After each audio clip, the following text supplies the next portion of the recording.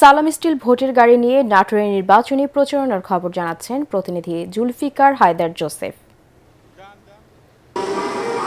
সালাম স্টিল ভোটের গাড়ি নিয়ে আমি এখন আছি নাটোর ৩ সিংড়া আসনে। আগামী ত্রয়োদশ জাতীয় সংসদ নির্বাচনে এই আসন থেকে মোট ৬ জন প্রার্থী প্রতিদ্বন্দ্বিতা করছেন।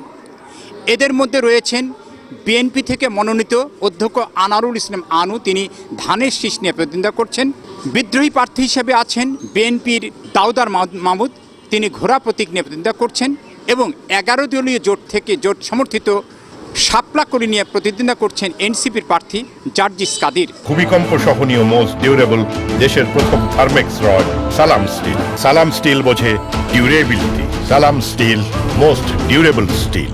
প্রতীক বরাদ্দের পর থেকেই প্রার্থীরা বিভিন্ন গ্রাম মহল্লা এমনকি গভীর রাত অবধি ছুটে বেড়াচ্ছেন, ভোটারদের কাছে যাচ্ছেন।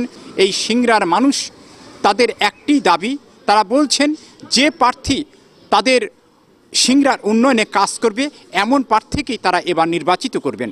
সালাম স্টিল ভোটের গাড়ি নিয়ে এই ছিল সিংড়া থেকে ভোটের সর্বশেষ